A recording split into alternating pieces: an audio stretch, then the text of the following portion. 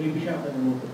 আমি আপনার প্রথম প্রশ্নটা বলি যে আমরা যে জায়গাগুলো গেলাম, আপনারা দেখেছেন এটা ছবি আমরা দিয়েছি, খুবই টাইনি, খুবই ক্ষুদ্র ক্ষুদ্র রুম, এবং এটা যে প্যাসেজ খুবই দূর, কিছু কিছু ক্ষেত্রে দেখা যাচ্ছে যে আমরা ওই ইট ভেঙে ওইটার থেকে প্যাসেজ তৈরি করা হয়েছে।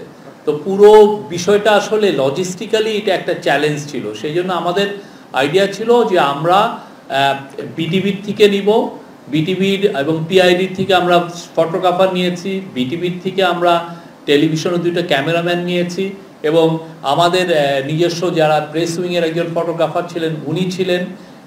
এছাড়া আমরা বাইরের থেকে নিয়েছি আল জাজিরাকে আর নেত্র নিউজ জানেন সে বাংলাদেশ ফোকাস একটা নিউজ ওয়েবসাইট, এবং তাদের এই যে আয়নাঘরের বিষয়ে তাদের যথেষ্ট অবদান আছে। তারা কিন্তু এটার সাথে ডগেডলি তারা কিন্তু এই জিনিসটা পার্সু করছিল সেই স্টোরিটা, তো তাদেরকে আমরা নিয়েছি। আর একজন সাংবাদিকও ছিলেন। এর বাইরে আমরা নিতে পারিনি, আসলে লজিস্টিক্যালি এটা খুব চ্যালেঞ্জিং ছিল এইটা নেওয়ার বিষয়টা। আর আপনি যেটা বললেন যে যাদের বিরুদ্ধে অ্যারেস্ট ওয়ারেন্ট হয়েছে, আমরা গুম কমিশন কাজ করছে, ইন্টারন্যাশনাল ক্রাইমস ট্রাইব্যুনাল যেটা এগুলো এই কেসগুলো দেখছে তারাও কাজ করছে। আপনারা যথাসময়ে এগুলো রেজাল্ট পাবেন। আমি ওই সমকালে কাজ করি, আমার নাম অমিত সুপাল। আমি একটা বিষয় একটু জানতে চাচ্ছিলাম, সেটা হলো শোনা যাচ্ছে? হ্যাঁ হ্যাঁ বলেন। আমার মনে হয় আপনি নিজেও সেখানে উপস্থিত ছিলেন নাকি? জি জি আমি ছিলাম। তো আপনার কি মনে হয়েছে যে কোনো আলামত নষ্ট করা হয়েছে 5 আগস্ট পরবর্তী সময়ে, এবং করলে পরে সেটা কারা করেছে সেটা সম্পর্কে একটু বলবেন? না, আলামত নষ্ট করা হয়েছে কি হয়েছে না সেটা গুম কমিশন দেখছে, এবং সেই অনুযায়ী এটার উপরে যখন কেসগুলো হচ্ছে ইন্টারন্যাশনাল ক্রাইমস ট্রাইব্যুনাল তাদের প্রসিকিউটররাও দেখছে। আমরা প্রত্যেকটা জিনিসগুলো দেখছি, এবং সেই আলোকে আমরা যেটা করেছি যে এটা এখন এই একটা এভিডেন্স হিসেবে গুমের এই প্রত্যেকটা আয়নাঘরগুলো এখন সিলগালা করা থাকবে, বিকজ এটা আমাদের লিগ্যাল প্রসেসে এটা লাগবে। তো সেই বিষয়টা এখন মনে হওয়া এটা তো লিগ্যাল বিষয়, ওরা এটা ডিসাইড করবেন, ওনারা বলবেন যে কিভাবে এটা আদৌ হয়েছে কি হয়ে নাই। তবে আমরা কিছু কিছু জায়গায় দেখেছি যে কিছু কিছু জায়গায় প্লাস্টার করা হয়েছে, যেটা বা কোনো কোনো জায়গায় দেখা যাচ্ছে যে রুমটা একটু ছোট টাইনি ছিল, সেটাকে মানে ওইটা ভেঙে দেয়ালটা ভেঙে এটাকে বড় দেখানো হয়েছে। বাট এটা কি সত্যিকার অর্থে এটা কি এটা কি একটা ইচ্ছাকৃত নাকি ইচ্ছাকৃত না, এগুলো তো গুম কমিশন এবং ইন্টারন্যাশনাল ক্রাইমস ট্রাইব্যুনাল তারা এটা বিচার করবেন। এবং সেই জন্য আমরা যেটা এটা গুম কমিশনের থেকে বলা হয়েছে যে এই প্রত্যেকটা এই জায়গাগুলো এখন সিল করা থাকবে আনটিল ফার্দার ইনভেস্টিগেশন, এটার উপরে ইনভেস্টিগেশন হবে আরো।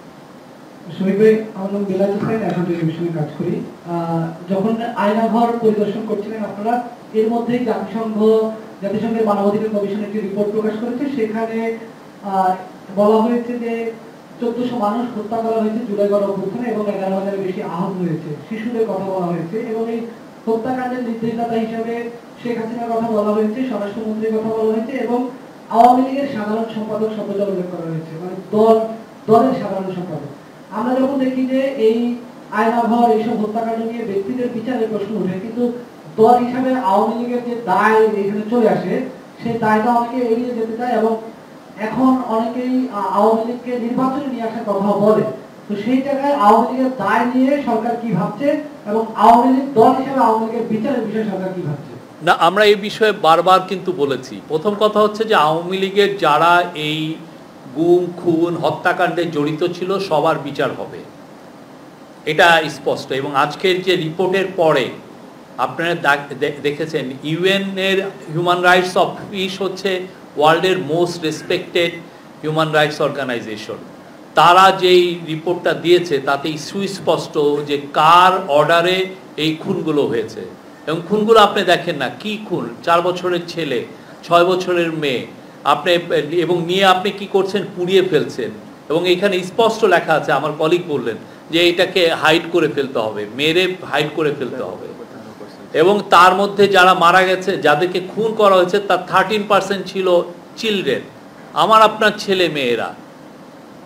তো সেই বিষয়ে আমরা আবারও বলছি, যারা যারা এগুলো ইনভলভ ছিল, যাদের হাতে রক্ত, সবার বিচার হবে। কেউ বাঁচতে পারবে না এই বিচারের থেকে, কারো মুক্তি নেই। আমরা তাদেরকে বিচারের সম্মুখীন আনবো, এবং সেই জন্য দেখেন আমরা কিন্তু শেখ হাসিনার এক্সট্রাডিশন চেয়েছি। শেখ হাসিনা এখানে মেন, উনার নির্দেশে এই ঘটনাগুলো ঘটেছে, এই খুনগুলো হয়েছে। আর আমাদের তরফ থেকে, আর এই যে আওয়ামী লীগ পার্টির কি হবে সেটা বাংলাদেশের জনগণ ডিসাইড করবে। এত কিছু তারা তো দেখছে কি করেছে, গত 15টা বছর কি করেছে, তারা উন্নয়নের গল্প শুনিয়েছে, কিন্তু আমরা যে দেখলাম শুধু ডার্ক আর সেখানে আমাদের কলিগ একটা দিয়েছে যে ওইখানে আপনি দেখতে হলে বড় আপনার টর্চ লাইট নিয়ে যেতে হয়, কি ভয়ঙ্কর। আপনি সত্যিকার অর্থে আপনি যদি ওইখানে একদিন থাকি, দ্বিতীয় দিন পাগল হয়ে যাব।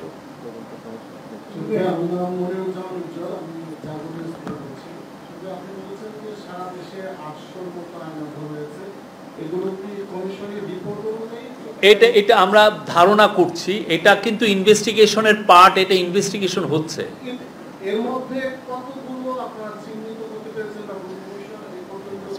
সেগুলো ইনভেস্টিগেশন হচ্ছে, এটা আইডেন্টিফিকেশনের পর্যায়ে আছে।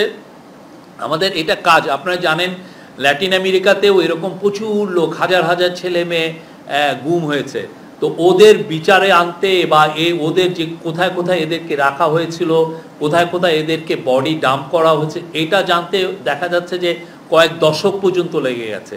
তো আমরা তো মনে করি যে আমরা যে 6 মাসে যেটা অ্যাচিভ করেছি, যে পুরো বিষয়টা জানা, মানুষকে জানানো, বাংলাদেশের মানুষকে জানানো, আমরা বলবো যে একটা আমাদের বড় রকমের অ্যাচিভমেন্ট। এবং আমরা আমাদের গুম কমিশন কাজ করছে, আমাদের সিকিউরিটি ফোর্স কাজ করছে, আমাদের তদন্ত সংস্থা কাজ করছে, আমাদের যে কোর্ট আইসিটি তারা কাজ করছে। কোথায় কোথায় আয়নাঘর ছিল, কিভাবে রাখা হয়েছে, কারা এটার নির্দেশদাতা, কিভাবে এদেরকে খুন করা হয়েছে। বিকজ অনেক, এই যে আজকে আমরা একটা মেয়েকে দিয়েছি, তাকে সে 11 বছর একটা মেয়ে, তার মা সহ আসছিল, সে তার মার এখনো সন্ধান পায়নি, তাই সে কিন্তু এখন অ্যাডাল্ট একটা মেয়ে। তো এই যে আপনি দেখেন যে কি ভয়ঙ্কর আমরা প্রত্যেকটা আয়নাঘর খুঁজে বের করব, এবং এইটার বিষয়ে আপনার সামনে আরো শুনতে পারবেন, আরো জানতে পারবেন।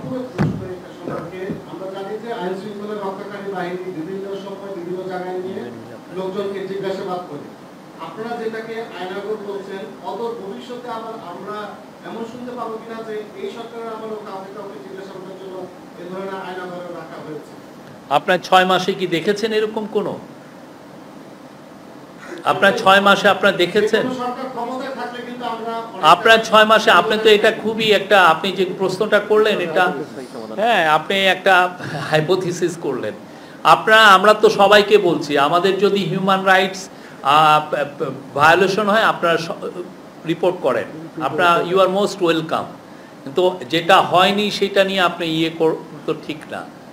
আর যেগুলো আমাদের সময় যেগুলো যেই রিপোর্টগুলো এসছে কিছু কিছু জায়গায় যে হিউম্যান রাইটসের কিছু এক্সট্রা জুডিশিয়াল কিলিংয়ের কথা হচ্ছে, প্রত্যেকটা ঘটনা ইনভেস্টিগেশন হচ্ছে, প্রত্যেকটা বিষয়। আপনারা এগুলো আরও আপনারা দেখেন আমরা কি কি করছি। আমি বিজনেস স্ট্যান্ডার্ডে কাজ করি। আজকে যে 114 পাতার যে ইউএন ফ্যাক্ট ফাইন্ডিং মিশনের যে আপনারা রিপোর্টটা পাবলিশ করেছে বা এখনো এটা প্রেস কনফারেন্সটা চলছে, আপনারা এটাকে ওয়েলকাম করেছেন। সেখানে একটা পার্টে বলা হয়েছে যে largely for the genocide against the humanity, Awami League এবং পুলিশের বাইরে অন্য যেসব সংস্থার কথা তারা উল্লেখ করেছে, এইসব সংস্থাকে কোনো ধরনের ট্রায়ালের বা কোনো ধরনের ব্যবস্থার মুখোমুখি আনা হচ্ছে না। এইটাতে আপনাদের প্রতিক্রিয়া কি? ধন্যবাদ। এই যে ইউএনের যে রিপোর্ট, আজকে এই রিপোর্টের যে সুপারিশগুলো দেওয়া আছে, এই সুপারিশগুলো সরকার অত্যন্ত গুরুত্বের সাথে বিবেচনা করবে এবং প্রত্যেকটা সুপারিশ কার্যকর করার চেষ্টা করবে, যাতে করে এই ধরনের ঘটনার আর কখনো পুনরাবৃত্তি ঘটানোর কেউ সাহস না হয়।